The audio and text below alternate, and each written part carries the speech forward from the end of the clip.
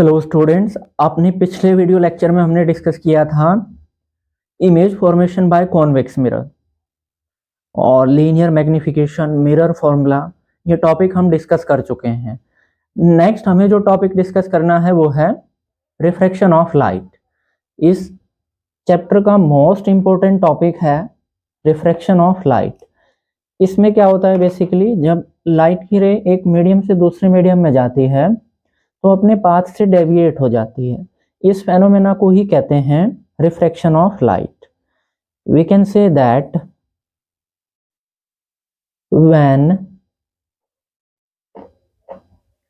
A ray of light, अच्छे से समझेंगे अभी इसको, when a ray of light goes from one medium to another,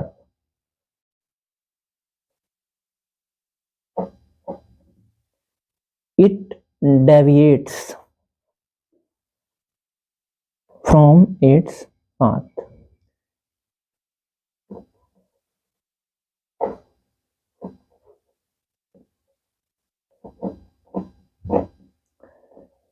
This is called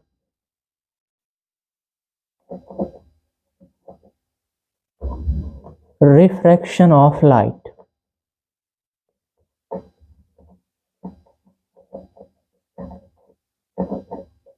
जब लाइट की रे एक मीडियम से दूसरे मीडियम में जाएगी तो वो अपने पाथ से डेविएट हो जाएगी। इस फेनोमेना को ही कहते हैं refraction of light.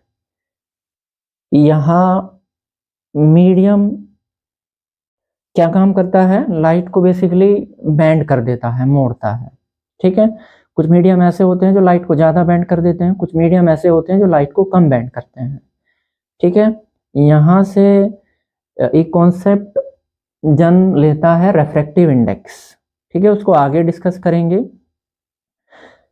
So basically refraction में क्या होता है, जैसे पहले देख लेते हैं कि लाइट की रे जब एक मीडियम से दूसरे मीडियम में जाएगी तो किस तरह से डेविएट होती है।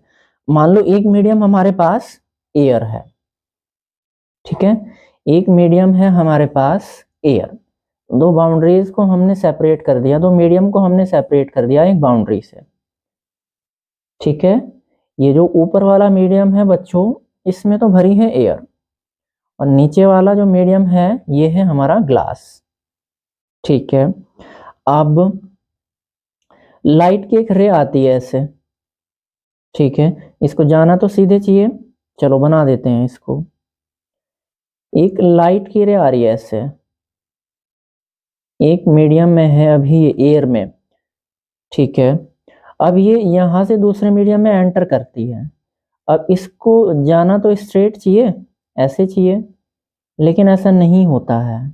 ठीक है, ये अपने पाथ से डेविएट हो जाती है। कैसे डेविएट होती है, देखो, अब जिस बाउंड्री पे जिस पॉइंट को जाके ये हिट करती है, यहाँ पे एक परपेंडिकुलर डाल दिया जाता है और इसको नाम दे दिया जाता है नॉर्मल। क्या नाम है इसका बच्चों, नॉर्मल। ठीक है, बेसिकली और समझ लेते हैं इसको। ये लाइट की रे है, ठीक है, अभी एयर में है, तो एयर से ये जा रही है, अब ये ग्लास में एंटर करने लगे, तो इसको जाना तो ऐसे चाहिए, लेकिन ये ऐसे नहीं जाती, ये नॉर्मल की तरफ को ऐसे बेंड हो जाती है। ठीक है, नॉर्मल की तरफ को बेंड हो जाती है। इस फेनोमेना को ही कहते हैं रिफ्रैक्शन ऑफ लाइट। ठीक है बच्चों, ये वाली जो रे है इसको कहते हैं हम इंसिडेंट रे। ठीक है, और ये तो नॉर्मल है ही हमारा। ठीक है, और ये जो रे है बच्चों, ये वाली रे, ये है हमारी रिफ्रैक्टेड। ये जो रे है ये है रिफ्रैक्टेड रे। ठीक है, नॉर्मल और इंसिडेंट रे के बीच में जो एंगल बनेगा इसको कहते हैं हम एंगल आई। ठीक है, angle of refraction, sorry incident angle. ठीक है, ये क्या है, इंसिडेंट एंगल। और नॉर्मल और रिफ्लेक्टेड, सॉरी नॉर्मल और रिफ्रैक्टेड रे के बीच में यहाँ पे जो एंगल बनेगा इसको कहते हैं हम एंगल आर। ठीक है, क्लियर है I think. So basically light की रे जब एक मीडियम से दूसरे मीडियम में जाती है तो वो अपने पाथ से डेविएट हो जाती है। इस डेविएट होने को ही, इस फेनोमेना को ही रिफ्रैक्शन ऑफ लाइट कहते हैं। ठीक है, ये तो तब था जब लाइट एयर से ग्लास में जा रही है। दैट मीन्स जो लाइट है वो रेयरर मीडियम से डेंसर मीडियम में जा रही है। ठीक है, अब ये रेयरर और डेंसर, ये क्या कॉन्सेप्ट है? बेसिकली एयर है, एयर का जो रिफ्रैक्टिव इंडेक्स होता है वो कम होता है, इसको कहते हैं हम रेयरर मीडियम। और ग्लास है, ग्लास का जो रिफ्रैक्टिव इंडेक्स होता है एयर की कंपैरिजन में वो ज़्यादा होता है। ठीक है, इसको रिफ्रैक्टिव इंडेक्स इसका क्या होता है? ज़्यादा होता है, इसलिए इसको कहते हैं हम डेंसर मीडियम। ठीक है, क्लियर है। जिसका रिफ्रैक्टिव इंडेक्स कम होता है बेसिकली उसको रेयरर मीडियम कहा जाता है, और जिसका रिफ्रैक्टिव इंडेक्स ज़्यादा होता है उसको डेंसर मीडियम कहा जाता है। ठीक है, बेसिकली इनका काम यही है लाइट को बेंड कर देना। ठीक है, अच्छा अब ये तो था लाइट रेयरर से डेंसर में जा रही है। अगर हम इसका उल्टा कर दें कि लाइट डेंसर से रेयरर में जाए तो क्या होगा? अभी हमने पढ़ा जब लाइट रेयरर से डेंसर में जाती है तो ये नॉर्मल की तरफ को बेंड हो जाती है। अब जब लाइट डेंसर से रेयरर में जाएगी तो क्या होगा? ठीक है, समझ लेते हैं इसको अच्छे से। ठीक है, ये मैंने नॉर्मल पहले ही बना दिया। ये क्या है बच्चों? ये दो मीडियम की बाउंड्री है। सपोज करो ऊपर क्या है हमारा? ग्लास है। ठीक है, और नीचे क्या है? एयर। अब लाइट की रे ग्लास से एयर में जा रही है। ठीक है, ग्लास से एयर में जा रही है, बेसिकली ये जा रही है ऐसे। ठीक है, क्लियर है बच्चों। अब इसको जाना तो ऐसे चाहिए था लेकिन ये ऐसे नहीं जाती है। अच्छा, ये ऐसे नहीं जाएगी, ये नॉर्मल से थोड़ा दूर हट के जाएगी। ठीक है, क्लियर है। इसी को क्या कहते हैं? Refraction of light. बाकी सभी चीजें इसमें वही हैं। ये नॉर्मल है, ये हमारी इंसिडेंट रे है। ठीक है बेटे, और ये हमारी रिफ्रैक्टेड रे है। ये क्या है? रिफ्रैक्टेड रे। ये इंसिडेंट एंगल है और ये रिफ्रैक्टेड एंगल है। ठीक है, आई होप सो ये समझ आया होगा। Glass basically denser medium, air basically rarer medium. ठीक है, फर्दर हमें जो डिस्कस करना है, अब रिफ्रैक्शन के कुछ रूल होते हैं। रूल क्या होते हैं थोड़ा सा समझ लेते हैं। जैसे इंसिडेंट रे, रिफ्रैक्टेड रे और नॉर्मल सेम प्लेन में होते हैं। जैसे अभी एक प्लेन ऑफ पेपर में है, सेम इसी तरह से इंसिडेंट रे, रिफ्रैक्टेड रे और नॉर्मल सेम प्लेन में होते हैं। इंसिडेंट रे, रिफ्रैक्टेड रे और नॉर्मल सेम प्लेन में लाई करते हैं। सेकेंड रूल ये कहता है कि इंसिडेंट एंगल की जो साइन है, ठीक है, और रिफ्रैक्टेड एंगल की जो साइन है, उनका जो रेशो है वो हमेशा फिक्स रहता है। चाहे ये एंगल हम कितने भी चेंज कर लें, इंसिडेंट एंगल को हम कितना भी चेंज कर लें, हमेशा इंसिडेंट एंगल के साइन और रिफ्रैक्टेड एंगल की साइन का जो रेशो है वो हमेशा सेम ही रहेगा, एक ही आएगा हर बार। ठीक है बेटे, ये क्या है? इसके कुछ रूल्स हैं, समझ लेते हैं इनको अच्छे से। बेसिकली क्या कहा गया है इनमें? So basically laws of refraction. Laws of refraction basically first rule जो मैंने अभी समझाया, फर्स्ट लॉ ये कहता है इंसिडेंट रे, रिफ्रैक्टेड रे और नॉर्मल सेम प्लेन में होते हैं। So we can say that incident ray, refracted रे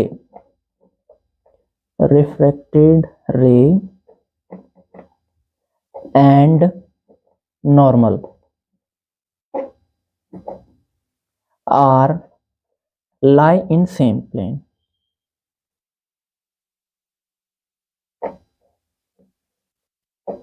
ठीक है, सेम प्लेन में ये लाई करते हैं। ठीक है, सेकेंड रूल हमें ये कहता है कि हर कंडीशन में चाहे इंसिडेंट एंगल की वैल्यू कुछ भी हो, उसी के हिसाब से जो रिफ्रैक्टेड एंगल है उसकी वैल्यू चेंज हो जाती है। और हर एक कंडीशन में इंसिडेंट एंगल की साइन और रिफ्रैक्टेड एंगल की साइन का जो रेशो है ये हमेशा फिक्स आता है। दैट मीन्स ये हमेशा कांस्टेंट रहता है। ठीक है, और इसी को हम स्नेल्स लॉ भी कहते हैं। So we can write here it is also called Snell's law. ठीक है, आई होप सो ये क्लियर हुआ होगा। फर्दर हमें जो डिस्कस करना है व्हाट इज डेंसर मीडियम। तो डेंसर मीडियम बेसिकली वो होते हैं जिनका रेफ्रैक्टिव इंडेक्स थोड़ा ज़्यादा होता है। ठीक है, बेसिकली जिनका हायर रेफ्रैक्टिव इंडेक्स होता है उनको हम कहते हैं डेंसर मीडियम। फॉर एग्जांपल, सबसे बेस्ट एग्जांपल है ग्लास। ठीक है, क्लियर है, ये डेंसर मीडियम है। और रेयर मीडियम बेसिकली, वैसे तो वैक्यूम भी रेयर मीडियम ही होता है।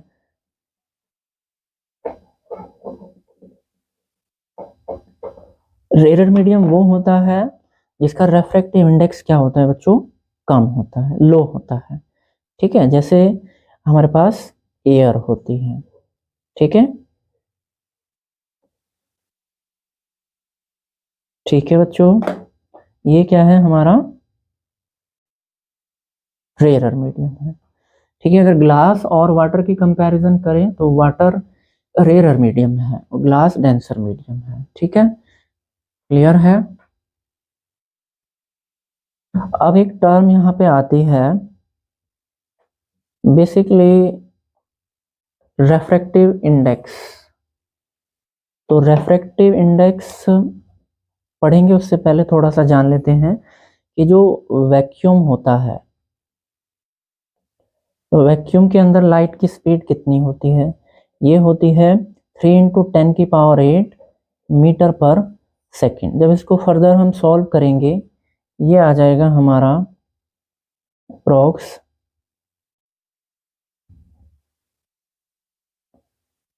3 लाख किलोमीटर पर सेकेंड, यानी कि प्रकाश एक सेकेंड में 3 लाख किलोमीटर तक चल सकता है। ये है हमारी वैक्यूम के अंदर लाइट की स्पीड। हाँ, इतना ही आएगा लगभग। ठीक है, अब एयर के अंदर लाइट की स्पीड कितनी होती है अप्रॉक्स, ये होती है इस वैसे अप्रॉक्स 3 × 10⁸ होती है, इससे हल्की सी कम होती है। 2.9 इंटू में 10⁸ मीटर पर सेकेंड, इससे थोड़ी सी कम हो जाएगी। इसको फर्दर सॉल्व करेंगे तो ये इससे कम आएगा। ठीक है, वाटर में जो लाइट की स्पीड होती है ये होती है 2.25 2.2 इंटू 10⁸ मीटर पर सेकेंड। ठीक है, और ग्लास के अंदर जो लाइट की स्पीड होती है ये होती है 2 इंटू 10⁸ मीटर पर सेकेंड, लगभग 2 लाख किलोमीटर पर सेकेंड के आसपास। ठीक है बेटे, ठीक है बच्चों, फर्दर हमें जो डिस्कस करना है that is refractive index. Refractive index क्या है बेसिकली, रेफ्रैक्टिव इंडेक्स बेसिकली ये कंपैरिजन है, जब हम एक मीडियम में लाइट की स्पीड और दूसरे मीडियम में लाइट की स्पीड दोनों का कंपैरिजन करते हैं तो ये रेफ्रैक्टिव इंडेक्स होता है। ठीक है, क्लियर है? एक मीडियम में लाइट की स्पीड का दूसरे मीडियम में लाइट की स्पीड के साथ कंपैरिजन जब हम करते हैं, ठीक है, तो इसको हम रेफ्रैक्टिव इंडेक्स बोल देते हैं। बेसिकली इसको डिनोट किया जाता है n से। एक मीडियम में लाइट की स्पीड को हमने v1 नाम दे दिया, दूसरे मीडियम में हमने लाइट की स्पीड को v2 नाम दे दिया। ठीक है, इसको हम कहेंगे सेकेंड मीडियम का रेफ्रैक्टिव इंडेक्स फर्स्ट मीडियम के रेस्पेक्ट में। सेकेंड मीडियम का रेफ्रैक्टिव इंडेक्स फर्स्ट मीडियम के रेस्पेक्ट में। ठीक है, तो ये बन जाता है हमारा रेफ्रैक्टिव इंडेक्स का formula. n is equal to v1 upon में v2, 1 and 2 is equal to v1 upon में v2। दूसरे मीडियम का रेफ्रैक्टिव इंडेक्स पहले मीडियम के रेस्पेक्ट में। ठीक है, अब एक टर्म आती है हमारे पास absolute refractive index. Absolute refractive index. Absolute refractive index basically इसमें भी हम कंपैरिजन ही करते हैं लाइट की स्पीड का, दो मीडियम का कंपैरिजन ही है, बस इसमें एक मीडियम क्या हो जाता है, वैक्यूम हो जाता है। जब हम किसी मीडियम में लाइट की स्पीड का वैक्यूम में लाइट की स्पीड के साथ कंपैरिजन करते हैं तो ये रेफ्रैक्टिव इंडेक्स ही है। बेसिकली इसको नाम दे दिया जाता है absolute refractive index. We can say that absolute refractive index is defined as the ratio of speed of light in vacuum to the speed of light in given medium। absolute refractive index को हम बच्चों n से represent करते हैं। ये आ जाता है n is equal to c upon में v। What is c here? c is the speed of light in vacuum. c क्या है यहाँ पे? Speed of light in vacuum. ठीक है, what is v here? Speed of light in given medium. Speed of light in given medium. जब हम किसी given medium में लाइट की स्पीड का कंपैरिजन करते हैं वैक्यूम के साथ, वैक्यूम में लाइट की स्पीड के साथ, तो इसको हम बोल देते हैं एब्सोल्यूट रेफ्रैक्टिव इंडेक्स। ठीक है बच्चों, फर्दर हमारे पास जो टॉपिक आता है that is critical angle. Critical angle क्या है? बेसिकली फर्दर हमें जो टॉपिक डिस्कस करना है that is critical angle. Critical angle क्या होता है? बेसिकली जब लाइट एक डेंसर मीडियम से रेयर मीडियम में जा रही हो, सपोज करो ये ग्लास है और ये एयर है। ठीक है,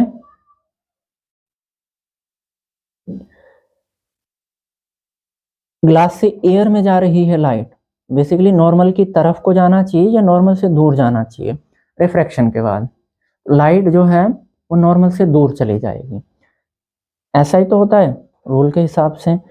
तो देखते हैं, मान लो ये हमारे पास एक लाइट है जो ऐसे जा रही थी इस तरह से। ठीक है, क्लियर है?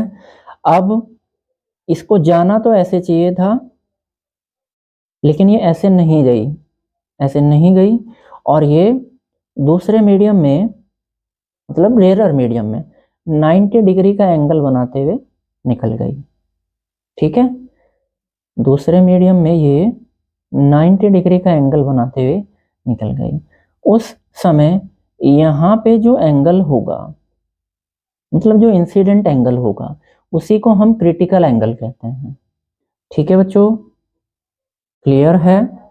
मतलब जब लाइट ग्लास से एयर में जा रही होती है, डेंसर से रेयर मीडियम में जा रही होती है, और डेंसर से रेयरर मीडियम में जाने पर ये रेयरर मीडियम में 90 डिग्री का एंगल बनाते हुए निकल जाती है, 90 डिग्री का एंगल बनाते हुए निकल जाती है। उस टाइम डेंसर मीडियम में जो इंसिडेंट एंगल बनेगा उसको कहते हैं हम क्रिटिकल एंगल। यहाँ पे आई क्या है, आई यहाँ पे है क्रिटिकल एंगल, ठीक है। आई अभी यहाँ पे क्या है, critical angle. That means we can say that the angle of incident formed in a denser medium for which the angle of refraction is 90 degree in rarer medium, it is called critical angle, ठीक है। Further हमें जो discuss करना है that is total internal reflection. Total internal reflection में क्या होता है, बेसिकली इसमें क्या होता है, इसमें दो कंडीशन है, ठीक है। पहली कंडीशन ये है कि लाइट जो है वो डेंसर मीडियम से रेयरर मीडियम में जानी चाहिए। दूसरी कंडीशन ये है कि जो इंसिडेंट एंगल है वो क्रिटिकल एंगल से थोड़ा ज़्यादा होना चाहिए। अगर इंसिडेंट एंगल क्रिटिकल एंगल से थोड़ा और बढ़ाया जाए, थोड़ा और ज़्यादा हो जाए, यहीं पे समझ लेते हैं। अगर इंसिडेंट एंगल को क्रिटिकल एंगल से थोड़ा और बढ़ाते हैं, हम इंसिडेंट एंगल को क्रिटिकल एंगल से थोड़ा और बढ़ाते हैं तो होगा क्या, सारी की सारी जो लाइट है वो वापस इसी मीडियम में चली जाएगी, ठीक है। इस फेनोमेना को कहते हैं टोटल इंटरनल रिफ्लेक्शन, ठीक है। सो बेसिकली इसमें क्या होता है, इसमें पहले जो कंडीशन है वो ये है कि जो लाइट है वो डेंसर मीडियम से रेयरर मीडियम में जानी चाहिए, ठीक है। दूसरी कंडीशन ये है कि ये जो इंसिडेंट एंगल है ये क्रिटिकल एंगल से थोड़ा ज़्यादा होना चाहिए। देखो क्रिटिकल एंगल ये था, हम ऊपर देख चुके हैं, तो ये इंसिडेंट एंगल क्रिटिकल एंगल से अगर थोड़ा ज़्यादा हो लाइट कुछ इस तरह से आएगी। इसको जाना ऐसे चाहिए था लेकिन ऐसे नहीं जाएगी है, क्योंकि एंगल क्रिटिकल एंगल से ज़्यादा है। तो ये जो लाइट है ये पूरी की पूरी इसी मीडियम में डेविएट, इसी मीडियम में वापस चली जाएगी, ठीक है। क्लियर है। तो इसको हम कहते हैं टोटल इंटरनल रिफ्लेक्शन, TIR, ठीक है। जब angle incident angle critical angle से ज़्यादा होता है, ये आई है, ये क्रिटिकल एंगल से ज़्यादा है, ठीक है, तो पूरी की पूरी लाइट उसी मीडियम में वापस चली जाती है। इसको कहते हैं हम टोटल इंटरनल रिफ्लेक्शन, ठीक है। आई होप सो ये क्लियर हुआ होगा। This is TIR, total internal reflection. Next हमें पढ़ना है लेंस, जो कि हम अपने नेक्स्ट वीडियो लेक्चर में पढ़ेंगे, ठीक है। मिलते हैं आपसे नेक्स्ट वीडियो लेक्चर में।